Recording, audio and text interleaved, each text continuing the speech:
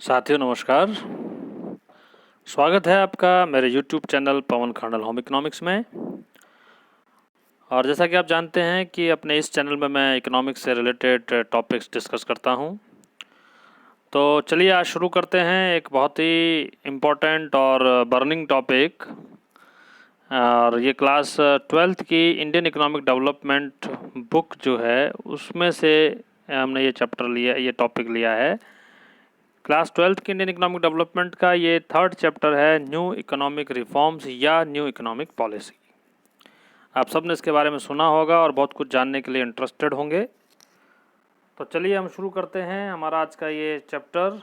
ये काफ़ी लंबा चैप्टर है साथियों, तो थोड़ा सा कुछ 2-3 वीडियो में ये कंप्लीट होगा। तो चलिए अब हम शुरू करते हैं। सबसे पहले हम बात करते हैं कि इकोनॉमिक रिफॉर्म्स का मीनिंग क्या है। तो इकोनॉमिक रिफॉर्म्स का मीनिंग साथियों ये है कि 1991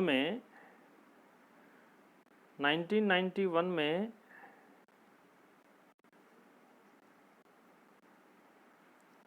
गवर्नमेंट ऑफ इंडिया ने एक सीरीज शुरू करी कई इकोनॉमिक रिफॉर्म्स की। It was a initiation of a series of new economic reforms, और you can say that it was a drastic change in our economic policy. थोड़ा सा हम इसका हिस्ट्री और इसके बेस को समझते हैं कि 1991 तक हमारी जो एक कंडीशन थी, उससे पहले तक जो हमारी पॉलिसी थी उसको हम डिस्कस कर चुके हैं। 1950 से लेकर के 1990 तक क्या इकोनॉमिक स्ट्रेटजीज हमने अडॉप्ट की। Mainly it was dependent on public sector and it was planning commission. All that thing we have discussed in our previous videos. 1991 में there was a big economic crisis in front of the government, in front of the country, and to extract from this economic crisis, the government initiated some new economic strategies, and they made change a drastic in economic policy. So these drastic changes which were occurred in 1991 they are called the new economic reforms. ये तो आपको समझाने की बात हुई कि एक हमने पूरा जो हमारी पॉलिसी थी उसको पूरी तरह से बदल दिया 1991 के अंदर, और वो जो सारे चेंजेस हैं उनको हम कलेक्टिवली कह देते हैं न्यू इकोनॉमिक पॉलिसी या new economic reforms. I think आपको समझ में आ गया होगा। आगे चलते हैं। जो क्यों अब हम यहाँ पर डिस्कस करते हैं कि क्यों हमने ये शुरू किए, न्यू इकोनॉमिक रिफॉर्म्स को शुरू करने का क्या रीज़न था। What were the causes to initiate this new economic reforms. So you can see here few important points. These are the huge fiscal deficit. एक आपका, हम इसको आगे डिटेल में डिस्कस करेंगे वन बाई वन, लेकिन एक बार हम सारे पॉइंट्स को बता देते हैं। Huge fiscal deficit, balance of payment deficit, gulf crisis, inflation, fall in foreign exchange reserve, fall in foreign exchange reserve and poor performance of public sector। तो ये कुछ कारण थे जिसकी वजह से हमें ये नया इकोनॉमिक रिफॉर्म्स शुरू करने पड़े। तो देखिए, ह्यूज फिस्कल डेफिसिट को हम समझते हैं कि fiscal deficit refers to the borrowings by the government on account of the excess of its expenditure over revenue during a year. Macro economics में एक पूरा चैप्टर है 12th क्लास में बजट का, और उसमें फिस्कल डेफिसिट को डिटेल में डिस्कस किया गया है। यहाँ हम सिर्फ इतना सा मतलब बता देते हैं कि फिस्कल डेफिसिट का मतलब ये होता है कि जब सरकार अपने खर्चे चलाने के लिए लोन लेती है, उधार लेती है, तो वो जो बोरोइंग्स है उन्हीं को हम जनरल वे में फिस्कल डेफिसिट बोल देते हैं। तो जो हमारा फिस्कल डेफिसिट था ये बहुत ज़्यादा हो गया, और इसको हम जीडीपी के परसेंटेज में मेज़र करते हैं। It indicates poor financial health of the country. अब अगर किसी भी कंट्री की फिस्कल डेफिसिट ज़्यादा है तो ये उस कंट्री के पुअर फाइनेंशियल हेल्थ को इंडिकेट करता है कि the condition of economic condition of that country is not so good. High fiscal deficit triggers inflation, it hinders the process of growth and development. 2-3 बातें हम यहाँ पर डिस्कस करेंगे कि अगर फिस्कल डेफिसिट बहुत ज़्यादा होता है, फिस्कल डेफिसिट बहुत ज़्यादा होने का मतलब ये है कि सरकार अपने डे टू डे एक्सपेंडिचर्स को नहीं चला पा रही है, और उन एक्सपेंडिचर्स को पूरा करने के लिए they had to take loan. उनको बहुत लोन लेना पड़ा, सरकार को बहुत लोन लेना पड़ा, और लोन लेने की वजह से क्या होता है कि या तो वो फाइनेंशियल डेफिसिट के थ्रू होगा। फाइनेंशियल डेफिसिट का मतलब हो गया, या डेफिसिट फाइनेंसिंग हम इसको बोलते हैं। दैट मीन्स कि सरकार नए नोट छाप करके अपना खर्चा पूरा कर रही है। ये कंडीशन तो और भी ख़राब है। उस स्थिति में अगर वो लोन भी ले रही है उस कंडीशन में भी, तो दोनों ही कंडीशन में क्या होगा कि मनी सप्लाई बढ़ेगी और उससे इन्फ्लेशन बहुत ज़्यादा होगा। तो एक फिस्कल डेफिसिट का हमारा जो ड्रॉबैक है वो ये है कि इससे इन्फ्लेशन बढ़ जाती है। दूसरा, अगर इन्फ्लेशन बढ़ गई तो जो ग्रोथ का प्रोसेस है वो डाउन हो जाएगा, hinder the process of growth and development. तो ये लॉस हमारे को हुआ। और कितना कंडीशन ख़राब थी फिस्कल डेफिसिट की वो हम यहाँ पर एक एग्जांपल से समझ सकते हैं, एक डाटा से हम समझ सकते हैं कि जो फिस्कल डेफिसिट था वो 1982 में अगर हम देखें तो इट वाज 5.4% ऑफ जीडीपी, जो 1991 में बढ़ करके 8.4% हो गया, यानी कि 5.4% से बढ़कर 8.4% जीडीपी का हो गया फिस्कल डेफिसिट। बच्चों इसको 1991 कर लीजिएगा, ये 90 एक जीरो इसमें लिखना रह गया।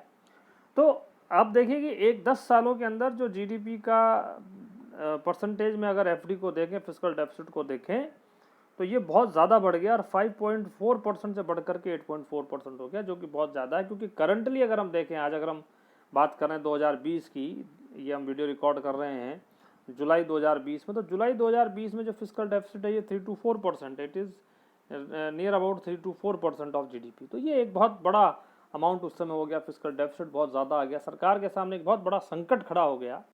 और उस संकट को दूर करने के लिए ही हमने नए इकोनॉमिक रिफॉर्म जो है वो शुरू किए।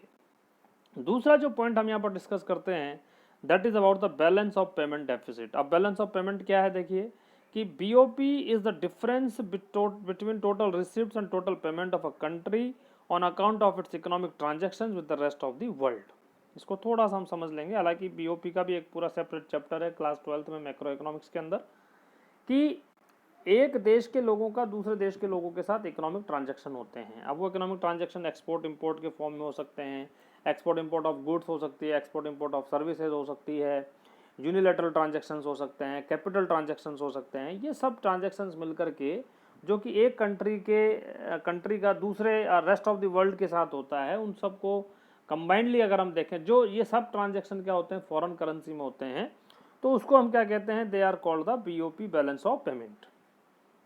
अब अगर बैलेंस ऑफ पेमेंट का एक्सपोर्ट और जो इंपोर्ट है एक बहुत मेजर कंपोनेंट है बैलेंस ऑफ पेमेंट का, उसमें अगर हमारे एक्सपोर्ट कम हो और इंपोर्ट ज़्यादा हो तो बीओपी क्या हो जाएगा, डेफिसिट हो जाएगा, यानी कि घाटे में जाएगा। तो if imports are more than exports then BOP is in deficit, यानी कि आपके एक्सपोर्ट तो हैं कम और इंपोर्ट्स हैं ज़्यादा, तो उस केस में आपका बीओपी क्या हो जाएगा, नेगेटिव हो जाएगा। सपोज करिए कि हमने 1000 करोड़ के एक्सपोर्ट किए, डॉलर के 1000 करोड़ डॉलर का एक्सपोर्ट किया और 1300 करोड़ डॉलर का हमने इंपोर्ट किया, तो 300 करोड़ डॉलर जो फॉरेन करेंसी है उसमें हमारे को क्या हो जाएगा, बीओपी में डेफिसिट होगा। ये जो डेफिसिट है ये भी साथियों बहुत ज़्यादा बढ़ गया था। आप देखिए हमारे पास एक एग्जांपल है कि 1980-81 में बीओपी जो था, इन 1980-81 बीओपी वाज 2214 करोड़, 2214 करोड़ था, जो 1991 में बढ़ करके 17,367 करोड़ 17,367 करोड़ हो गया। तो ये बहुत ज़्यादा हमारा हो गया है। फॉरेन लोन्स विच वर 12%, और उस बीओपी को पूरा करने के लिए अब आप डॉलर तो आप छाप नहीं सकते, you can't print the dollar. आप नोट तो छाप सकते हो भाई, लेकिन डॉलर आप नहीं छाप सकते ना, या फॉरेन करेंसी आपके पास कहाँ से आएगी, you have to take loan from foreign countries in foreign currency. तो फॉरेन लोन्स जो थे वो 12% थे जीडीपी के 1980-81 में, और ये बढ़कर के 23% हो गए 1991 में। तो बच्चों ये सब कारण हैं जिसकी वजह से हमारे को न्यू इकोनॉमिक रिफॉर्म्स जो है वो लागू करने पड़े। These were the reason due to which we have to enforce the new economic reforms, है ना। इट वाज अ कंपल्सन, आप समझ सकते हैं कि हमारी एक मजबूरी हो गई थी, हमें नए इकोनॉमिक रिफॉर्म्स जो है वो लागू करने पड़े। और इतने बड़े कारण थे, लेकिन और इसको बड़े बुद्धिमानी से और बड़ी सहजता से और बड़े तरीके से लागू किया। It was enforce by the then finance minister doctor Manmohan Singh, ये आप इसके बारे में जानते हैं। और उस समय जो प्राइम मिनिस्टर थे वो पीवी नरसिंह राव थे। तो बड़ा अच्छे और बहुत खूबसूरती से हमारे देश के अंदर नए इकोनॉमिक रिफॉर्म्स को शुरू किया गया, जिसका हमें आगे फ़ायदा भी मिला। चलिए आगे देखते हैं और क्या कारण रहे नए इकोनॉमिक रिफॉर्म्स को लागू करने का। एक हो गया आपका ह्यूज फिस्कल डेफिसिट या माउंटिंग फिस्कल डेफिसिट, एक हो गया आपका नेगेटिव बीओपी यानी कि deficit BOP balance of payment. इसके बाद एक उसी समय एक और संकट आया, वो था गल्फ क्राइसिस। गल्फ क्राइसिस का मतलब क्या हुआ कि 1991 के अंदर जो है गल्फ कंट्रीज़ के अंदर वार छिड़ गया। गल्फ मेनली इराक के ऊपर अमेरिका ने अटैक कर दिया। हमको ज़्यादा हिस्ट्री नहीं पढ़नी। इराक के ऊपर अमेरिका ने अटैक कर दिया, जिससे कि पेट्रोल, क्योंकि गल्फ कंट्री से बहुत ज़्यादा पेट्रोलियम प्रोडक्ट इंपोर्ट होता है और इंडिया अपने 70% रिक्वायरमेंट का पेट्रोलियम प्रोडक्ट जो है बाहर से इंपोर्ट करता है। तो गल्फ क्राइसिस होने की वजह से, गल्फ वार होने की वजह से ये हुआ कि पेट्रोलियम प्रोडक्ट्स के प्राइजेस बहुत ज़्यादा बढ़ गए और हमारा जो इंपोर्ट का बिल था वो और बढ़ गया। पहले ही हमारा बीओपी नेगेटिव चल रहा था, डेफिसिट चल रहा था, तो अब और ज़्यादा हमारे को प्रॉब्लम हो गई, जिसे हम कहते हैं कोड में खाज होना, कि पहले से इंपोर्ट बिल ज़्यादा था और अब पेट्रोलियम प्रोडक्ट्स के प्राइजेस और बढ़ गए, तो हमारा जो इंपोर्ट बिल है वो और ज़्यादा बढ़ गया। So the prices of petrol shot up. India use to receive huge amount of remittances from Gulf countries. इसके अलावा हमारे को बहुत सारा फॉरेन कंट्रीज़ में से क्या मिलता था, हमें फॉरेन कंट्रीज से हमारे को जो गल्फ क्राइसिस है वहाँ से फॉरेन रेमिटेंसेज मिलते थे। वहाँ जो लोग रह रहे हैं वो फॉरेन करेंसी भेजते थे, वो भी बंद हो गई, इंपोर्ट का बिल भी बढ़ गया। तो ये सारी चीज़ें नेगेटिव हमारे लिए गई और हमें अल्टीमेटली नए इकोनॉमिक रिफॉर्म्स लागू करने पड़े। तीसरा अगर हम देखें फॉरेन एक्सचेंज रिजर्व, ये भी एक बहुत बड़ा पॉइंट था कि इंडिया के पास फॉरेन एक्सचेंज रिजर्व इतना बचा था कि हम केवल 10 दिन का ही इंपोर्ट कर सकते थे। वी कुड पे ओनली फॉर 10 days। तो it was a very you can से negative situation, it was a very adverse situation for us that we did not have a sufficient amount of foreign currency, foreign exchange, which is very required to import the goods and services from rest of the world। तो foreign exchange कितना कम हो गया, देखिए 8,151 करोड़ रुपए थे 1986-87 में, और ये बढ़कर घटकर के 1989-90 में बिकम्स 6,252 करोड़। तो काफ़ी कम हमारे पास ये हो गया। और एक जनरल वे में बोला जाता है तो $1 बिलियन ये जो था, इट वाज ओनली $1 बिलियन हमारे पास फॉरेन एक्सचेंज रह गया था उस समय पर। अभी अगर हम बात करें, जैसे again I am talking about the जुलाई 2020, इस समय इंडिया के पास करीब $450 बिलियन का फॉरेन करेंसी रिजर्व है। $450 का हमारे पास फॉरेन करेंसी रिजर्व है। तो यू कैन इमेजिन कि उस समय ये कितना हमारे पास कम हो गया था।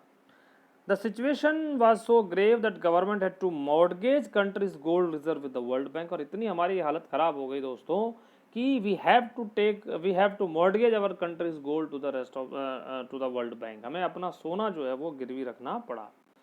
एक और रीजन हम डिस्कस करते हैं, that is about the inflation. उस समय इन्फ्लेशन बहुत ज़्यादा हो गया था कि 1991 में इन्फ्लेशन वाज अराउंड 16.7%। आज की तारीख में अगर हम बात करें तो ये 3 to 4% है, और because it is 3 to 4%, then you can imagine the intensity of inflation at that time. It was 16.7%। बहुत तेज़ी से, बेहताशा जिसे हम कहते हैं, महंगाई बढ़ रही थी, इन्फ्लेशन बहुत ज़्यादा हो गया। Because of increasing pressure of inflation, economic crisis depend from bad to worse. Inflation was triggered largely by rapid increase. Money supply बढ़ने की वजह से इन्फ्लेशन बढ़ गया, क्योंकि फिस्कल डेफिसिट बढ़ गया था।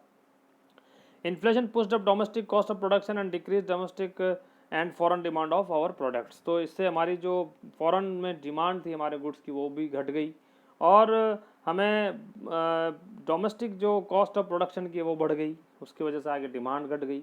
तो ये कई रीज़न हैं जिसकी वजह से हमारे को नए इकोनॉमिक रिफॉर्म्स लागू करने पड़े। इसी में एक और लास्ट हम डिस्कस करते हैं साथियों, that is about the poor performance of PSUs। Public sector undertakings जो है उनकी परफॉर्मेंस डे बाई डे क्या होती जा रही थी, डाउन होती जा रही थी। हमने हमारे पिछले चैप्टर में पढ़ा कि गवर्नमेंट ने अपनी इकोनॉमिक पॉलिसीज़ में जो अडॉप्ट की 1951 के बाद से, उसमें they have a heavy reliance on PSUs, public sector undertaking, और पब्लिक सेक्टर पे they have the heavy Reliance. But इनकी संख्या जो है PSUs की बहुत ज़्यादा बढ़ गई थी, और they shown the different type of inefficiency in their working culture. So in 1951 number of PSUs in India were 5, लेकिन 1991 में इनके नंबर बढ़कर के 246। Initially, public sector undertakings did good job, but after 15 years from 1951, many PS started showing losses, बहुत सारों में क्या होना शुरू हो गया, ज़्यादातर पीएसयूज ने लॉस दिखाना शुरू कर दिया। Because of poor performance of these PSUs they become burden on government, और ये पीएसयू सरकार के लिए एक तरह से बोझ बन गए और इनको हम व्हाइट एलिफेंट यानी कि सफ़ेद हाथी कहने लग गए। It compelled government to reduce the size of public sector, और इससे गवर्नमेंट को ये मतलब कंपेल किया गया कि वो इनकी साइज को क्या करे, कम करे। तो ये भी एक न्यू इकोनॉमिक रिफॉर्म्स का पार्ट हुआ जो हम आगे डिस्कस करेंगे। तो ये कुछ कारण थे जिसकी वजह से हमारे को ये रिफॉर्म्स शुरू करने पड़े। इसके बाद हम देखते हैं न्यू इकोनॉमिक पॉलिसी के कंटेंट क्या हैं, उसके मेन एलिमेंट्स क्या हैं। तो देखिए 3 एलिमेंट इसके मेन हैं जिसको हम LPG बोलते हैं, यानी कि liberalisation, privatisation and globalisation. These are the LPG and these are the components of new economic policy. तो देखिए क्या इसके कंपोनेंट्स, इसको हम फटाफट डिस्कस करते जाएंगे। काफ़ी बहुत सारे पॉइंट्स हमें यहाँ पर डिस्कस करने हैं। तो पहला है आपका लिबरलाइजेशन। लिबरलाइजेशन का मतलब क्या होता है कि liberalisation of the economy means freedom of the producing units from direct और physical controls imposed by the government. Liberalization of the economy means freedom of the producing units from direct और physical controls imposed by the government। कि economy को liberalise करना है, economy को free करना है।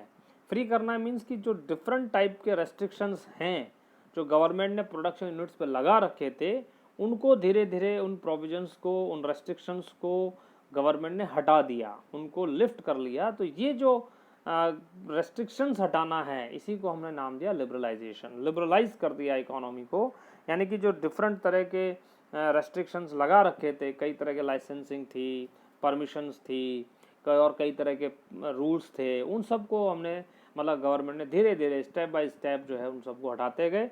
And that type of initiations are called the liberalisation. तो I think आपको इसका मीनिंग समझ में आ गया होगा कि प्रोड्यूसिंग यूनिट्स को डायरेक्ट और फिजिकल कंट्रोल से हमें फ्री करना है, ये हमारा लिबरलाइजेशन है। लिबरलाइजेशन करने के लिए बहुत सारे कंट्रोल थे, मतलब क्या हमने कंट्रोल कर रखे थे, कौन से कंट्रोल्स हटाए, उसके बारे में भी हम थोड़ा सा डिस्कस करते हैं। प्रायर टू 1991 देखिए क्या क्या हमारे पास रेस्ट्रिक्शंस थे। इंडस्ट्रियल लाइसेंसिंग था, under which every entrepreneur had to get permission from government official to start a firm. Firm को स्टार्ट करने के लिए भी परमिशन लेनी पड़ती थी, फर्म को क्लोज करने के लिए परमिशन लेनी पड़ती थी, और decide the amount of goods that could be produce, और ये भी डिसाइड करना पड़ता, इसके लिए भी परमिशन लेनी पड़ती थी कि कौन सी गुड की कितनी क्वांटिटी हमें प्रोड्यूस करनी है। ये सारे जो है डिसीजन गवर्नमेंट से परमिशन लेकर के होते थे। Then private sector was not allowed in many industries, में प्राइवेट सेक्टर अलाउ नहीं था। Some goods could be produce only in small scale industries में कुछ गुड्स को प्रोड्यूस किया जा सकता था। Controls on price fixation and distribution on of selected industrial products की प्राइस भी गवर्नमेंट डिसाइड करती थी। तो you see that these are the different types of restrictions which were imposed by the government prior to 1991. Now liberalization of the economy was considered as a key component of NEP. Greater reliance was to be placed on market forces. अब हमने क्या किया, जो पहले रिलायंस हमने दिखाया था government sector पे, हमने उसको दिखा दिया किसके ऊपर, मार्केट फोर्सेस पर, rather than checks and controls. हमने बजाय चेक और कंट्रोल करने के बजाय जो प्रोड्यूसिंग यूनिट्स है या जो प्रोडक्शन एक्टिविटी है, we leave these production units in the hands of market forces, that is demand and supply. तो ये हमने किया, और now we just move towards the you can say capitalisation, capitalist economy. Next, अब इस ये liberalisation का मीनिंग हुआ। उसके बाद किस तरह के कंट्रोल्स थे वो हमने डिस्कस कर लिए।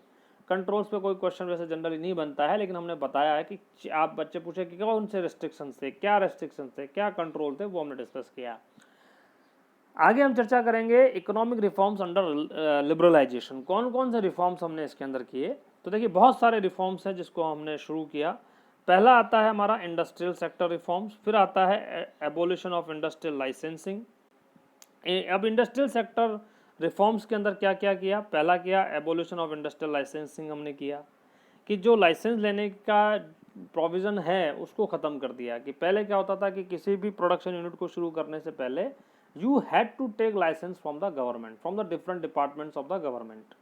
Now government has abolished this type of policies in our country, और केवल कुछ सेक्टर हैं जिनके लिए आपको लाइसेंस लेने हैं अब, और इनको छोड़ करके किसी भी प्रोडक्शन यूनिट के लिए आपको लाइसेंस नहीं लेने हैं। कौन कौन से हैं, देखिए लिकर है, सिगरेट है, डिफेंस इक्विपमेंट्स हैं, इंडस्ट्रियल एक्सप्लोजिव्स हैं एंड डेंजरस केमिकल्स हैं। ये जो आइटम हैं इनके प्रोडक्शन के लिए हमें we have to take licence, otherwise for all other products, for all other goods nobody to take licence, है ना, किसी को भी किसी तरह का लाइसेंस लेने की ज़रूरत नहीं है। तो एक काम हमने ये किया।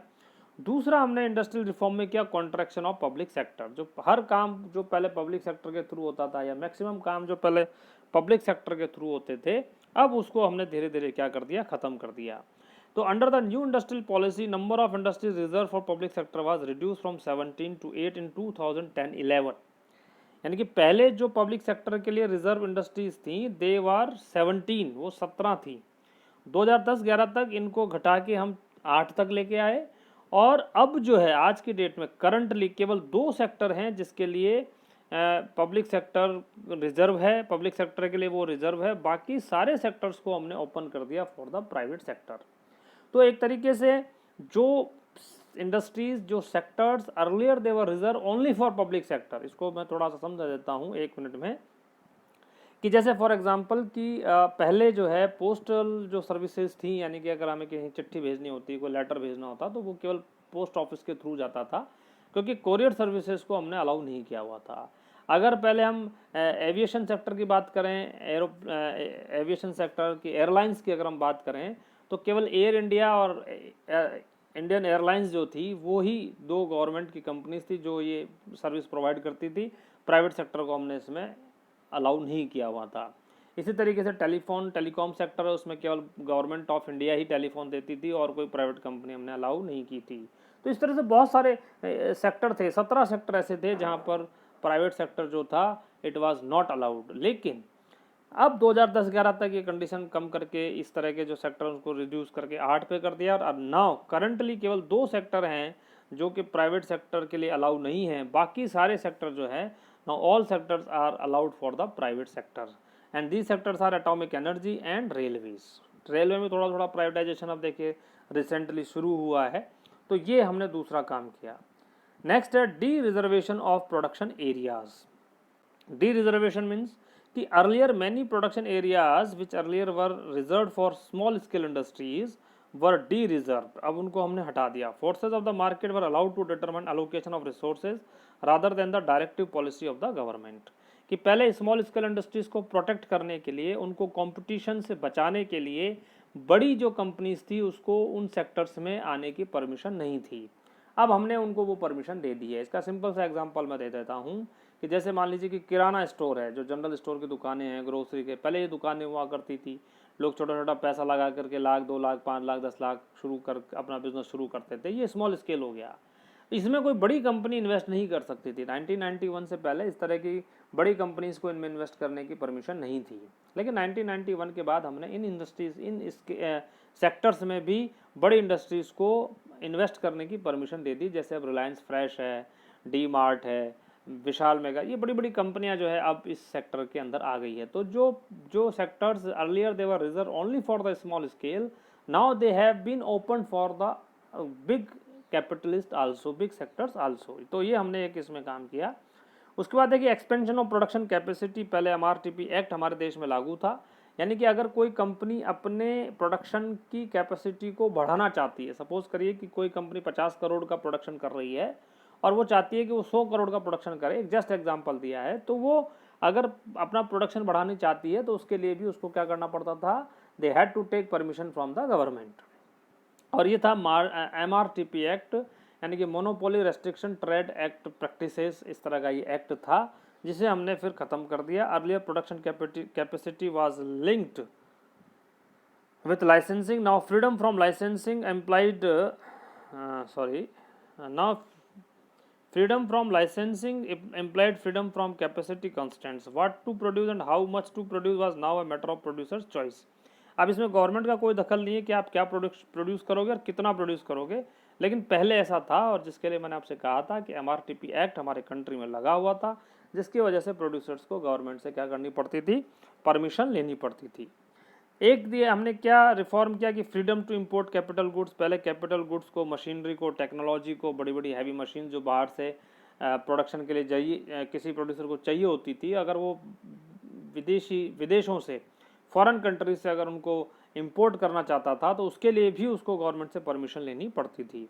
तो liberalisation also implied freedom for the industrialist to import capital goods with a view to upgrading their technology, and permission was no longer required from the government to enter into international agreements for the import of the technology। अब कोई भी producer अपने production units को बढ़ाने के लिए, उसकी efficiency को बढ़ाने के लिए, उसको अपग्रेड करने के लिए कोई भी जो एग्रीमेंट है, टेक्निकल एग्रीमेंट है या कैपिटल गुड्स अगर वो बाहर के देशों से लेना चाहता है तो उसको परमिशन लेने की ज़रूरत नहीं है, लेकिन पहले उसको ये परमिशन लेनी पड़ती थी। देन फाइनेंशियल, ये सारे जो हमने रिफॉर्म पढ़े बच्चों, ये सब इंडस्ट्रियल सेक्टर रिफॉर्म थे। अब हम बात करते हैं फाइनेंशियल सेक्टर रिफॉर्म्स की। Now we talk about the financial sector reform. So see, financial sector reform includes financial institutions such as commercial banks, investment banks, stock exchange operations and foreign exchange market. तो ये सब जो sectors हैं ये financial sector में आते हैं। The financial sector in India is regulated by the reserve bank of India, RBI इसको रेगुलेट करता है। क्या रिफॉर्म किए?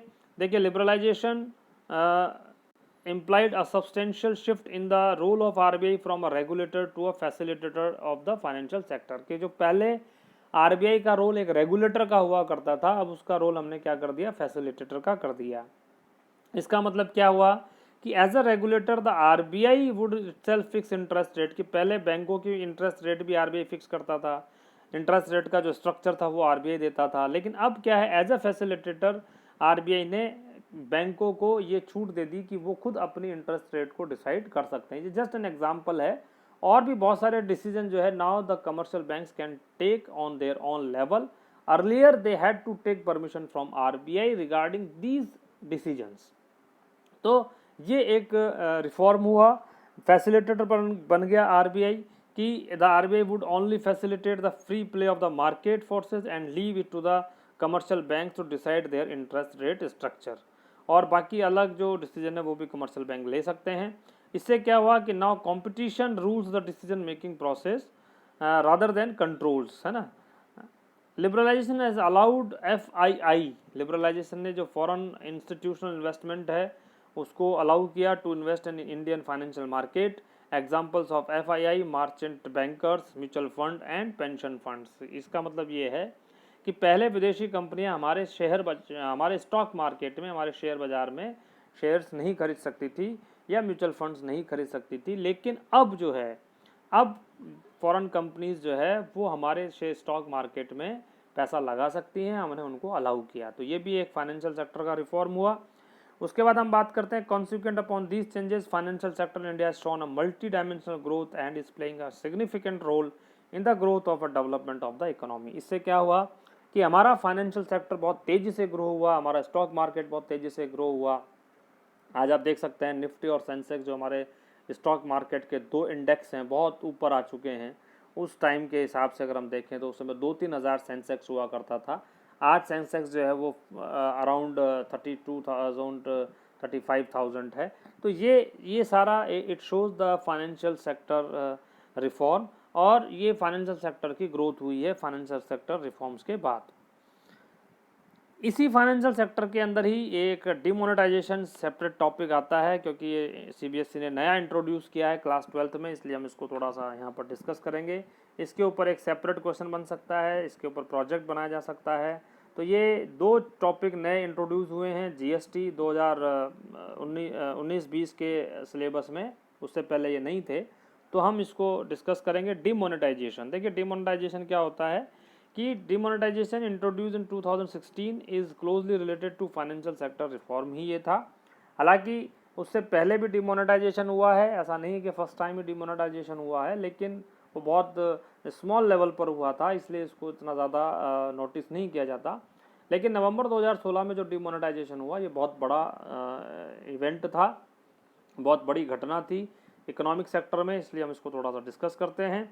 तो देखिए कि demonetisation is a policy action of the government that withdraw the status of legal tender from the existing currency. Once the status of legal tender is withdrawn, the existing currency are reduced merely to piece of paper। कि सरकार कुछ note को, कुछ currency note को या सभी को जो भी गवर्नमेंट डिसाइड करती है उनको अगर लीगल टेंडर के स्टेटस से हटा देती है तो फिर वो जो करेंसी है वो करेंसी की वैल्यू उसकी ख़त्म हो जाती है और वो नोट जो है वो चलन से ख़त्म हो जाते हैं। जैसे कि नवंबर 2016 में जो भारत सरकार ने डिमोनेटाइजेशन किया उसमें रुपए 500 और रुपए 1000 का जो नोट पहले चला करता था उस नोट को लीगल टेंडर नहीं माना, यानी कि अब वो नोट जो है पुराना जो नोट है वो चलन में नहीं रहेगा और कोई भी उसको एक्सेप्ट नहीं करेगा क्योंकि सरकार ने उसकी लीगल टेंडेंसी को खत्म कर दिया। इसको हम कहते हैं demonetisation. These notes lose their acceptance as a medium of exchange or they lose their power to buy goods and services in the market. So it was on November 8, 2016 that the government of India announced demonetization of the currency notes of 500 and 1000. Basically, demonetization aims at curbing illegal transactions and anti-social activities funding illegal transactions. मतलब कि जो basic purpose था demonetisation करने का वो था कि इससे हम क्या कर सकते हैं कि ब्लैक मनी जो है, जो इलीगल जो मनी है उसको हम ख़त्म कर दें, इकोनॉमी से बाहर कर दें। ये टारगेट था, ये ऑब्जेक्टिव था डिमोनेटाइजेशन करने के पीछे। वो कितना सक्सेस हुआ नहीं हुआ that is a different matter, but the objective of the government to introduce the demonetization it was to escape the illegal money from the economy. अब इसके क्या फ़ायदे थे, प्रिंसिपल मेरिट्स क्या हैं, देखिए it helps unearth find out black money, इससे हम ब्लैक मनी को ढूंढ सकते हैं। Reduction of a black money leads to shrinkage of shadow economy, जो एक पैरेलल इकोनॉमी चल रही थी ब्लैक मनी की उसको कम करने का पर्पस इसमें सॉल्व होता है।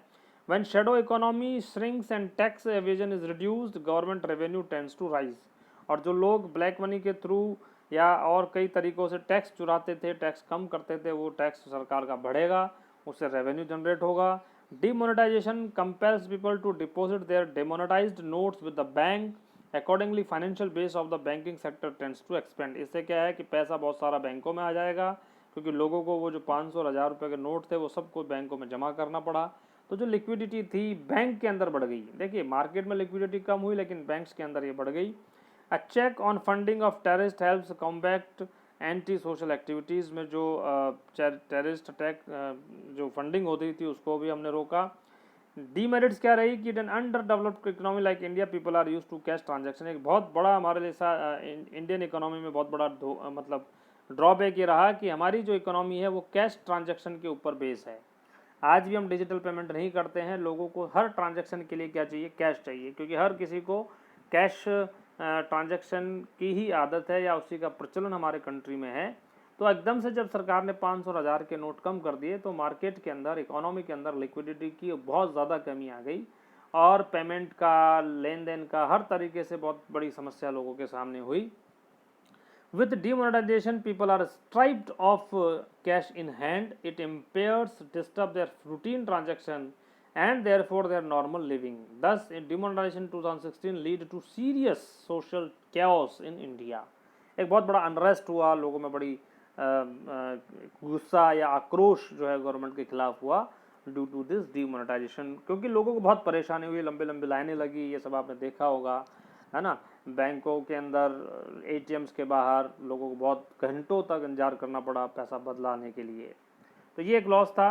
कैश क्रंच हो गया owing to demonetization jolts production activity in the shadow economy, accordingly jobs are lost and poor people are further marginalized। और जॉब्स का बहुत बड़ा लॉस हुआ, लोग बेरोजगार हो गए कैश की कमी होने की वजह से, ये सारी चीज़ें हुई।